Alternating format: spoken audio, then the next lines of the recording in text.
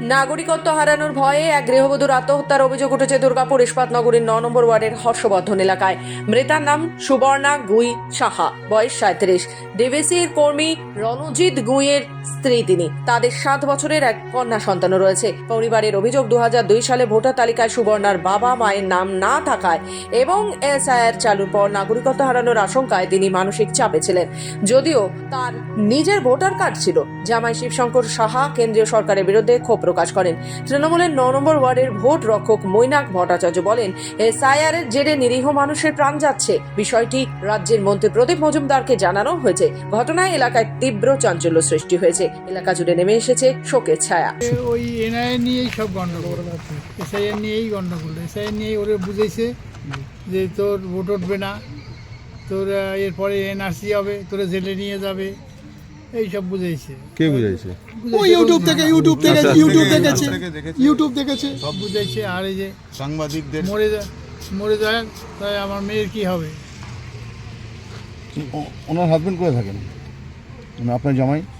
জামাই চাইছে হেনে এই ফ্ল্যাটে চাকরি। আসেননি না।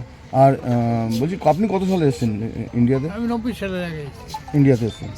যেদিনকে থেকে এসআইআর কথাটা উঠেছে সেদিনকে থেকেই আমার শালি এরকম ইয়েতে হয়ে গেছে। ওর জানে, ওর বাবা মা 90 সালে বাংলাদেশ থেকে এসেছিল।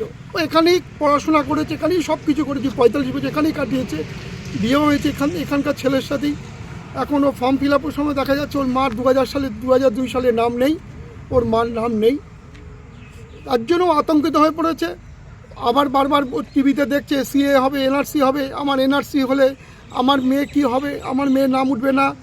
এই আবহে চক্রে, এই এসআইআর চক্রে আমার শালি আজকে সুইসাইড করতে বাধ্য হয়েছে। সিএ করতে গিয়ে লোকে দিচ্ছে না, তবে এনআরসি নিয়ে ওর মাথায় ঢুকে গেল। আমার এনআরসি হলে আমি কি দেবো, কি করবো? আমার বাচ্চাটা নাগরিকত্ব পাবে না। ওনার জন্ম তো ভারতবর্ষে। হ্যাঁ, ওনার জন্ম কোথায় হয়েছিল? ওনার জন্ম ছোটবেলা থেকেই উনি এখানে, ছোটবেলা থেকে একদম ছোট। বাবা মার সাথে চলে এসেছিল? বাবা মার সাথে চলে এসেছিল। কত সালে? যখন 1 বছর বয়স, 90 সাল। আপনাদের 2 বছর বয়স। আপনাদের বিবাহিত জীবন কতদিনের?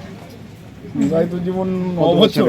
9 বছর। আমরা প্রেম করেছি আরো 6-7 বছর। আমার সঙ্গে 16 বছরের সম্পর্ক।